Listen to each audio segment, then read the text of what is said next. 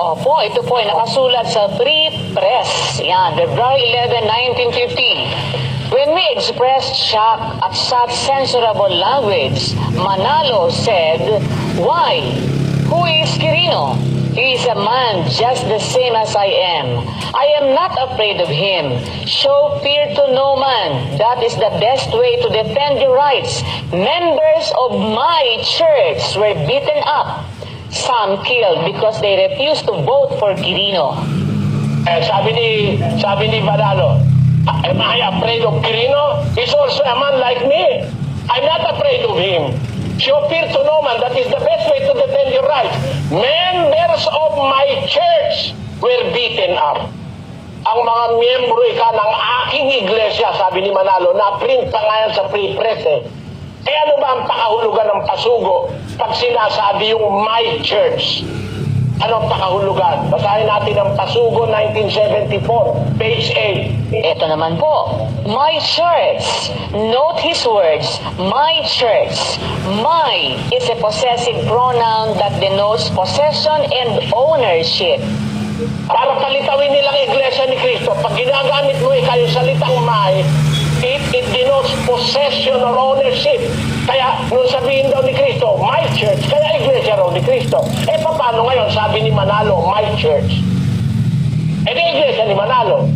Okay, before we continue, pasensya na po, Brother Eli. Pero dahil na-mention po ni Brother Eli yung issue ng defamation, I am not too sure on the actual contents of the case. But what I know is natalo po si Brother Eli dito, di ba po? This was around 2007, and what I remember, the actual case, the actual facts of the case is nangyari ito syempre sa 2003 na broadcast, kung hindi ako nagkakamali. And yun nga po in 2007. So the court declared that indeed there was defamation kasi ang isa po sa mga main elements dyan is yung malis, no, yung intent mo in saying something to degrade another person's dignity, something like that. And sa mga nakakaalam po ng case na yan, kasi mga ka-youth, when Brother Eli was mentioning about the defamation, so I'm guessing this is before 2007, nung hindi pa nga po na ilalabas yung desisyon ng korte, kasi 2007, so most likely this video was taken before 2007, mga ka-youth.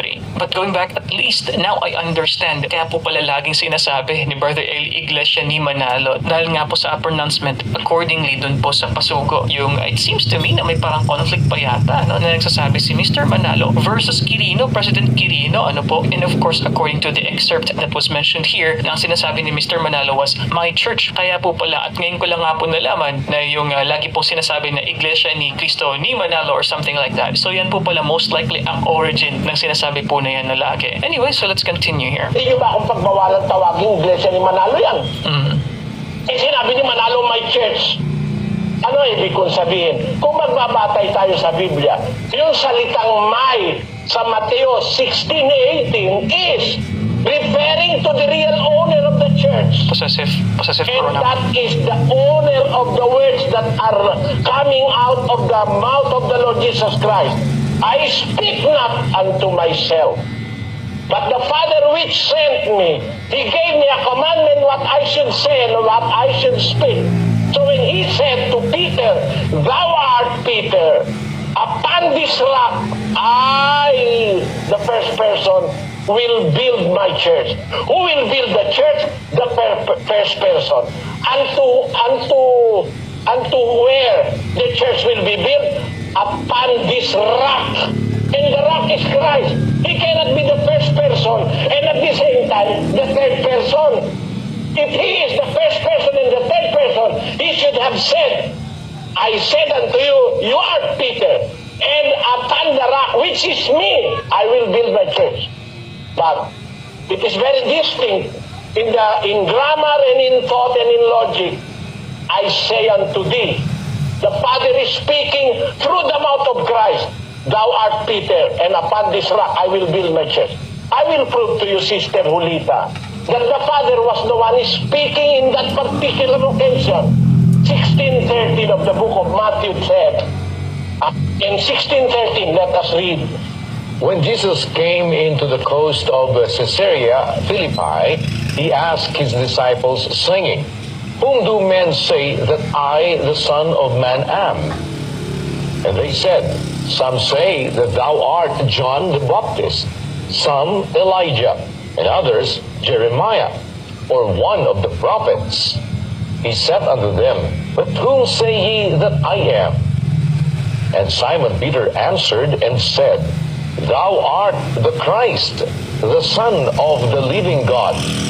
It was the answer of Simon Peter. Who do you say I am? After soliciting the idea of people from the apostles, who they say I am?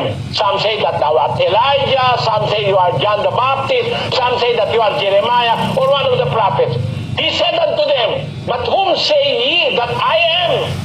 And Simon Peter answered and said, Thou art the Christ, the Son of the living God. In reply, our Lord Jesus Christ said, And Jesus answered and said unto him, Blessed art thou, Simon Bar-Jonah, or son of Jonah, for flesh and blood hath not revealed it unto thee, but my Father which is in heaven. The Father comes to the scene. This is not revealed to you by flesh and blood or by men, but my Father in heaven is revealing this to you.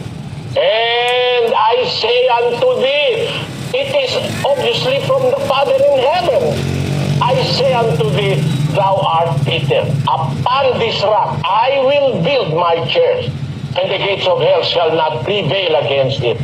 If you are understanding the flow of the story, the Lord Jesus Christ introduced to Peter that who revealed that unto you is not flesh and blood, but my Father in heaven, continuously revealing things. He said, I say unto thee, thou art Peter. Upon this rock, which rock? Upon this rock, that which you mentioned, that Jesus is the Son of the living God. Upon this rock, the Son of the living God, I will build my church. The Father is speaking through the mouth of the Lord Jesus Christ. There is therefore no contradiction in the Bible when the Bible says that the church is the church of God. It is not the church of Christ. What is mentioned in the Bible is not the church of Christ. What is mentioned in Romans 16:16 is the churches of Christ. But the Iglesia Ni Cristo Ministers intentionally changes the word churches of Christ to church of Christ. Let us prove that in the Pasugo. When they cite 16:16 of Romans, they automatically change the word churches of Christ into church of Christ with a deceit. Yun ba yung sa With lamsa? a deceit. Let us read.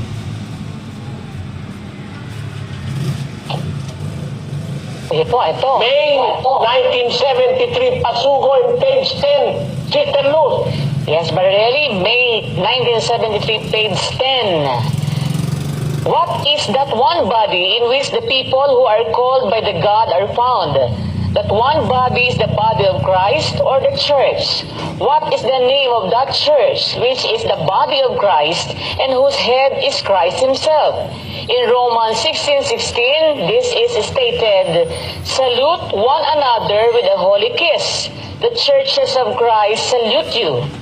The church, which is the body of Christ and whose head is Christ himself, is called Church of Christ.